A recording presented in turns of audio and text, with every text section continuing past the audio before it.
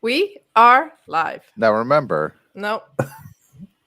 you don't want to say it right away. That's Because why then I the was beginning waiting. gets Forgotten cut by off now. for our I was YouTube waiting, readers. you see. This is Literary Roadhouse. One short story, once a week. My name's Gerald. I'm Andy. And I'm Anise. And this week, we have been reading The Interlopers by Hector Hugo Munro, who wrote under the name H.H. Munro, or Saki for reasons no one knows. If you haven't read the story yet, please pause the podcast, go and read the story. It's only a couple of thousand words, and come back and rejoin us. And Mr. Munro lived from 1870 until he was killed in the First World War in 1916. There you go. That's my research. Very good. In today's story, we're in... Hey, what? That's some research.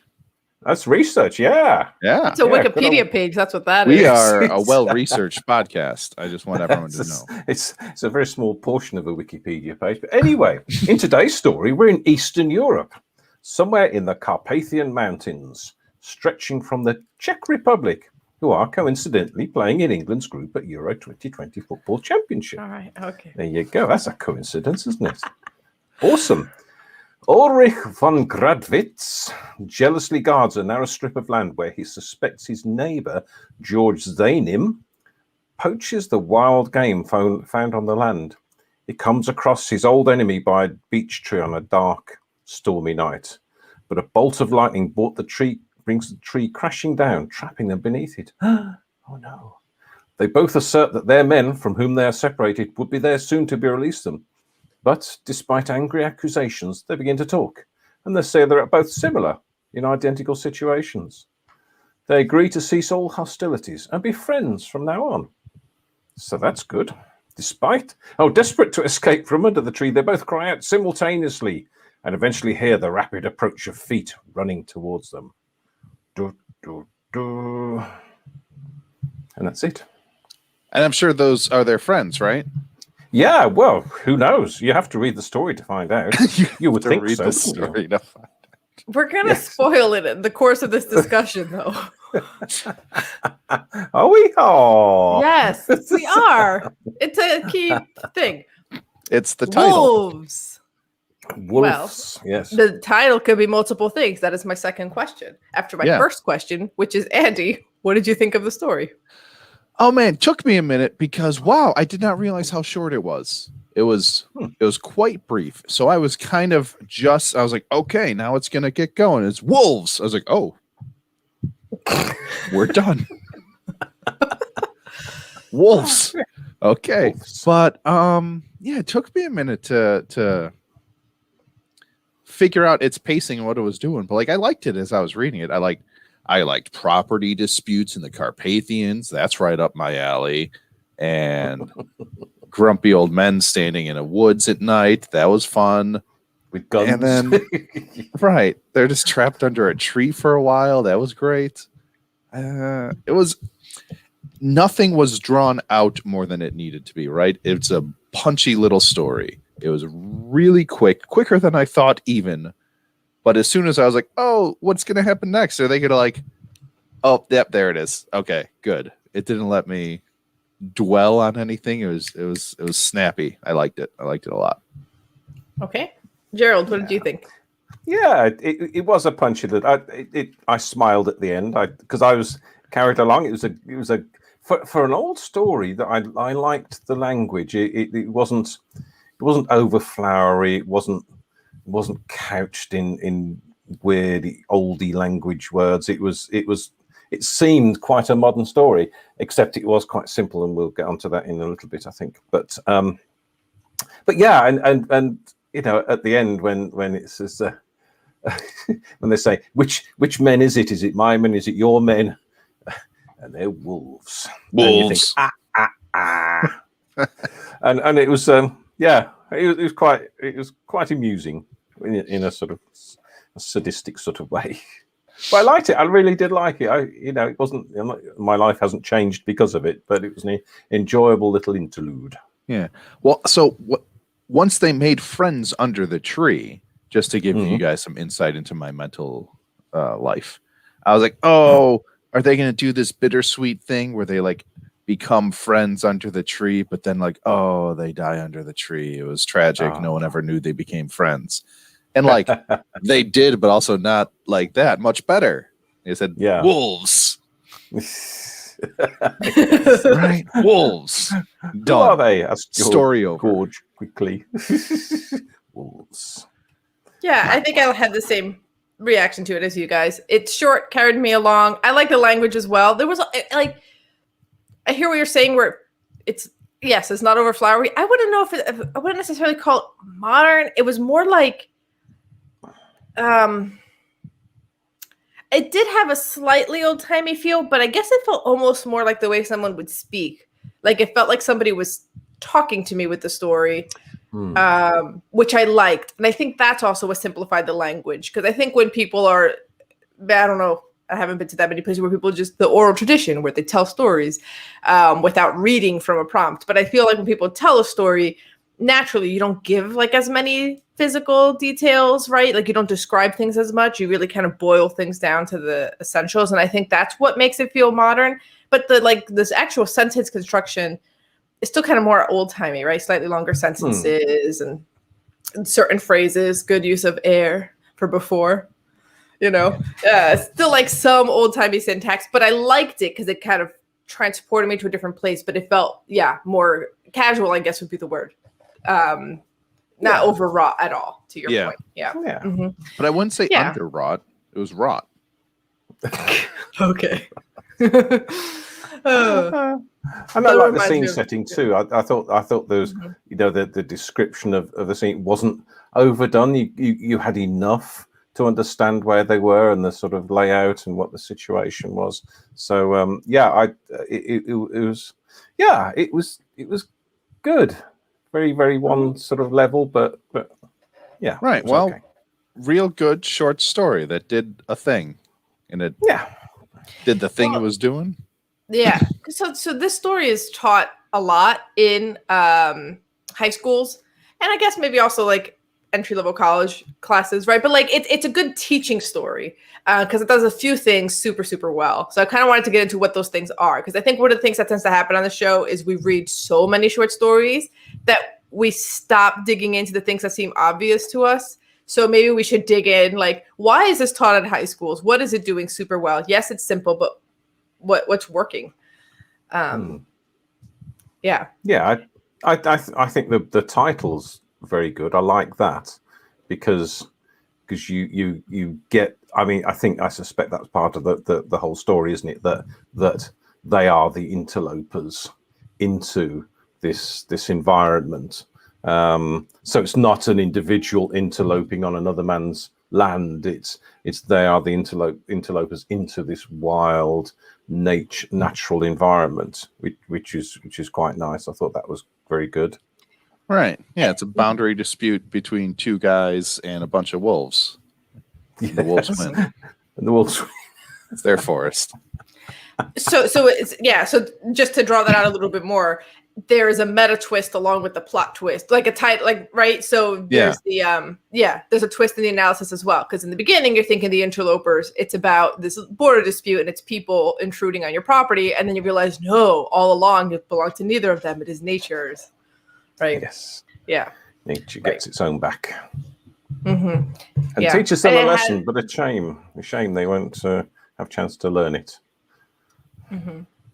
And it takes you back to, like, I remember in high school when you first start learning how to analyze stories, they're like, what kind of conflict is it? Is it man versus man? Is it man versus nature? Right? So here you have the man versus man part of it being dwarfed by man versus nature.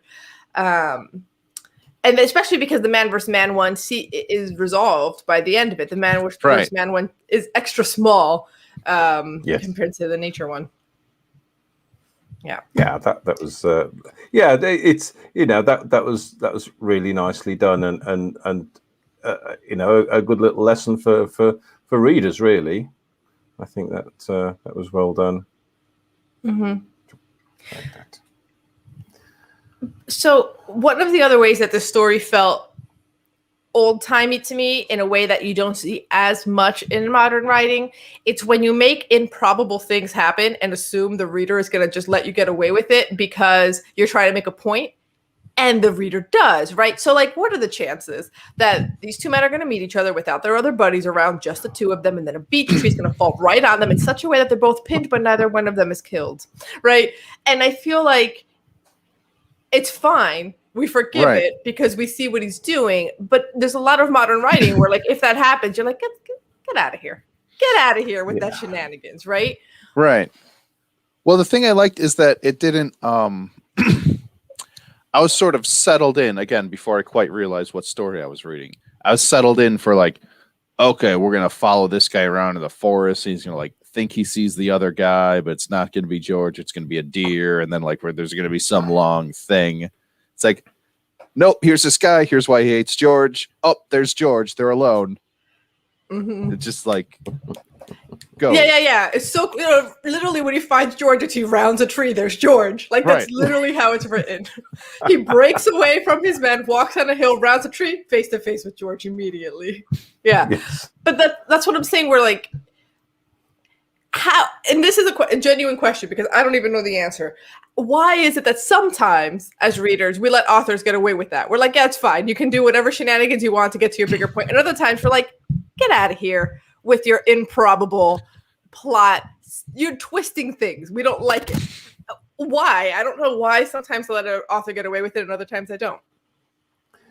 No idea. I think because it's to me, it's the nature of the writing in this story that it is very quick. It is very dump. One thing follows another fairly quickly. So there was no necessity to continue on this. Will one see the other? Will the other see the other one? And there he is. Bump. They're both in the same small plot of land. So that's going to happen at some point, I would imagine. And this thing about the plausibility of things in stories really bugs me because we watch films. Even if you disregard the sort of Marvel type films that are just fantastic, but every single action film or crime film, there are things, you have police walking all over a crime scene in their muddy boots and picking up things in their bare hands and things like that. It's just so annoying because you can't get away with that in the written story. You have to do things properly, or otherwise readers will say, that wouldn't happen.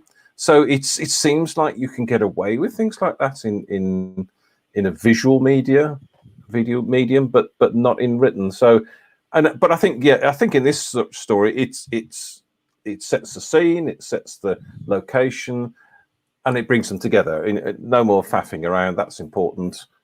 Gives them together, and what's important is that they're now sort of reconciled with the and the other thing is they reconcile after what, yes, 2 paragraphs, like hey, we've got age-old hatred between us. You want some wine though? Yes. No, I hate you. You know what though? That would be nice. Yeah, it's a bit like that, isn't it? Yeah. But I think if this was a novel where these things kept happening for another 200 pages, I'd have like fatigue. But it's not. If you're writing an exceptionally short story, especially, like just I'm going to do 4 things, 4 plot elements happen. 1, 2, 3, 4. There they are. Okay. And like that, the plot elements aren't the point of the story either. Yeah. Right. I'm not. Maybe that's what it is. A combination of 2 things that you guys are saying. One, it's the fact that it's super short. And the fact that it's super short means you can kind of get away with more things because you're not really testing the reader's patience that long. Right. And the other part of it is if you have a point that's so glaring and obvious is big and everything is in service to that point, we'll let you do what you want to get to that point, especially if that point is universally agreeable, right? If your point is something crazy, then people might be like, okay, well, none of this is rooted in reality. But if it's kind of like a general truth that people can agree to, we'll be like, all right, see what you did there. Okay, fine. Maybe that's it. Because if he didn't have a strong point, we might be like, what was the point of that? Why did that tree fall on them? It doesn't make any sense. Yeah. Right, just things happening. Right. Yes. Right, yeah, right. Things are just happening. Yeah. Yeah, and everything that happens, no matter how slightly improbable, serve the purpose of the story, and it's one thing after another, and it's finished. And I'm sorry, but those are the short stories I like. I like the ones that don't a good go short on story. too long. Yeah. Mm-hmm. Yeah. It's funny, Gerald, as you were saying that you think movies can get away with this more than written work, and that might be true to certain kinds of movies, and may not for other. Right? There's like fancier movies, and then there's like Avengers, right? So like it depends a little on the movie, but reality can get away with improbable things more than writing, right? There's a lot of things where people will say, think something that happened in real life, if you put this in a story, an editor will say, that's ridiculous, or isn't that a bit on the nose? And I was listening to an interview recently with Jake Tapper, because he's put out a bunch of like political thrillers recently, 2, I think, one like a couple years ago and a new one. And he was saying how there's things that have been happening in our actual like political reality in the US that you could not put in a book because no editor would let it happen. And one of his examples was like, okay, so like if it was a book, okay, so the president who had been like denying the pandemic then gets it and has to be airlifted to a hospital. Isn't that a bit on the nose? Yes. It was very funny. And the president is a multi-billionaire talk show host. I mean, a reality TV host is. Yeah, I get it. You're trying to make a point about celebrity culture in America. Sure. It's a bit on the nose, isn't it? Anyway, it was really funny. So yeah, reality can also get away with more things. Okay, so. Yes, it's quite funny. I was watching the political shows on TV in the UK this morning, and like our present Prime Minister used to be Mayor of London, and they were talking to the current Mayor of Manchester, who's a Labour guy, who's a sort of Democrat, and they said, so would you ever think of running for high office? And he said, well, there's no way that a mayor could be the Prime Minister of the country, is there? And we all laughed dutifully. It was a good shocker because it can't happen, but it did. Yeah. Anyway, I mean, view from across the pond. Yeah. So, last point, just to kind of round it out, because it is a short story, but I'm glad we're digging into why it gets taught so much. But there's this nice parallel where he talks about the code of restraining civilization, where like they both want to kill each other, but they don't, and then nature's violence follows immediately without restraint. Right. Which is great. I love that little parallel, and I think there was a few more times where that happened. I don't know if you guys want to dig into that, where like that was the most obvious one. There was a few more times where like that was hinted at that I thought was kind of funny. I only caught it on my second read through. I don't even know if it was intentional, but yeah, I guess it shows that this again it is like a preliminary to the main theme of it in that they met each other, and they're, instead of fighting or punching or firing at each other, they just stood and looked, and because there is that sort of natural human restraint, it's like almost like online versus in real life, that people say things online that they wouldn't say to the person face to face. So it's a little bit like that, but nature comes bang straight away, and that's sort of starts off the theme, doesn't it? Really? Mm-hmm. Yeah. And you get the sense the wolves aren't going to stop to have a little chat before they eat their faces. Right. Well, right. That's the lovely end, right? Isn't like, oh, and the wolves prowled closer, or like, no, like, oh, they're wolves. Story's over. Yes. We all know what happens with wolves because of nature's unrestrained violence. Right. Yeah. Mm-hmm. Yeah.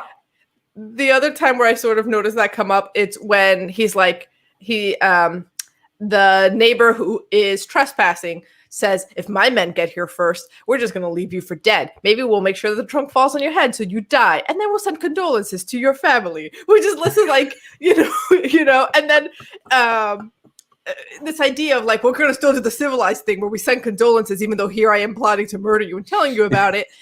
And then the property owner retorts with, okay, well, if my men get here first, I'm going to do the same thing to you, except I'm not going to send condolences to your family because you would have been poaching on my land. So according to the code of civilization, I don't even need to send your family condolences, which is just like really funny. Like, the first time I didn't find it as funny as the second time, which is just like they're still like talking about like how you're supposed to deal with not murder, like deaths and stuff like that in civilization. So like it comes up again, you know.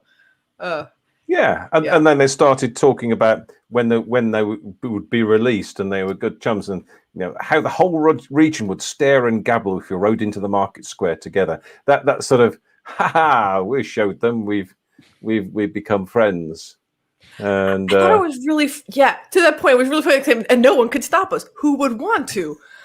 Yes. Who's like, the blood feud must remain forever if they're not in your families. What third party is going to be mad about this? No one can stop us from being friends. Okay. The local shop owner. He benefited so much from this blood feud. But then I also did like how there was one little passage where they're both just there sitting there fantasizing now about hoping that their men get there first so that they could be the ones to act on the goodwill first and save the other guy before themselves. Right. Right? Yes. Yeah. Yeah. Very good. Yeah. It's kind of funny. Yeah. Yeah. Then wolves. Wolves. Yes. Just wolves. Would this be a dark The end. comedy? Maybe. Yes, I think so. Like a precursor? Yeah.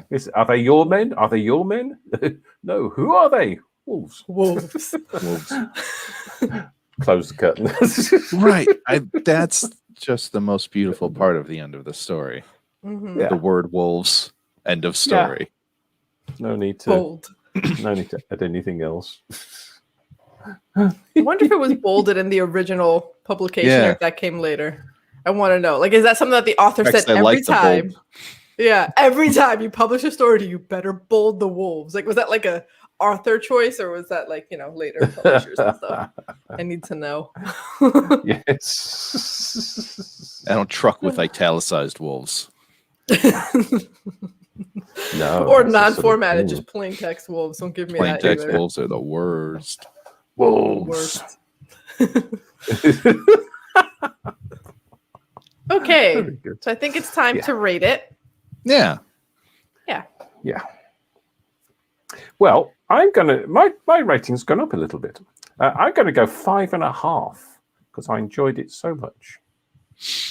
Yeah. Right. I know it's not.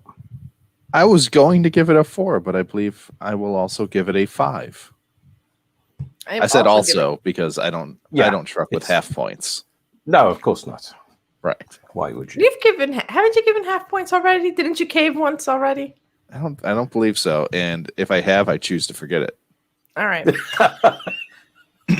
I am also giving it a 5. Nice solid 5. Yeah. Yeah, it's just a real good, punchy little short story, isn't it? It's nice, yeah.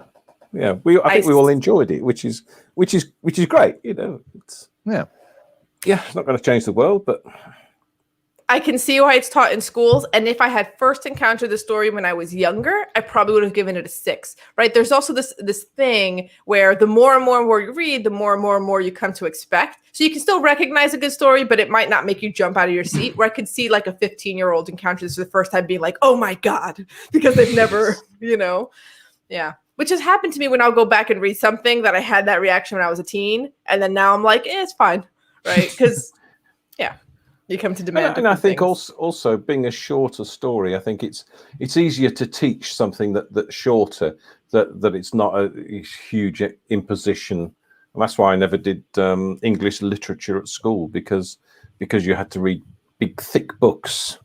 And I read a lot, but I didn't want to be told what books I wanted to read or should read. So, yeah. I think I've mentioned it before on this podcast, but one of my favorite classes in college, I took it my senior year, I think my very last semester, it was called Edges of the Human. So it was exploring in in literature, but it could also be movies. It could be comic books. It could be novels, a lot of novels, short stories. What defines something as human, or is it like an android or a cyborg, or AI? Like, where is that limit? And it was exploring that throughout the centuries. Early examples of that, and more modern examples of that. And I loved that class because it technically was literature for the most part. It's analysis. It's right. We're critically reading things and we're discussing them, but it was like sneaky, right? It was a humanities class, but it wasn't just there like open-ended, like, oh, we're just, I mean, I would have liked an open-ended one too, but I like the precision of it that gave a bit of a focus to the analysis. Man, maybe we'll do a little series like that where like we'll pick stories for like, maybe, well, that could be a good idea. Like we'll do like a month where it's four stories in a row around a particular theme. And then we like analyze with that theme in mind and how they approach it, because I love that about that class. It was super cool. Oh. Also horrifying though, because one of the indie movies we watched was this Japanese movie about a man who is turning into some kind of iron golem. And it was an extremely violent, graphic, and gory movie. And it horrifies me to this day. It's called Tetsuo the Iron Man. I will give nothing else because so far this is a cleanly rated podcast, and that movie is not. So, wow. Oh my god. Yeah. Okay. And yeah, the professor warned us. He's like, don't watch this alone. And my friends and I, we were like, we can do this in the library. It's fine. Regrets. Should not have done it in the library. All right. Listen to your professors. Yeah. Wow. All right. Andy, what are we reading next week? Next week, we are reading Foster by Brian Washington. Spoiler alert, there's cats. Ooh. All right. But before you go, tell us about your land disputes in our Facebook discussion group, the Little Roadhouse Readers. Don't leave our podcast pinned under a tree. Help lift our podcast on its feet by leaving a review on iTunes and supporting us on patreon.com/Literary Roadhouse. Every bit helps. And as always, share this podcast with the neighbor you hate most. Until next time, read a good story. Hey.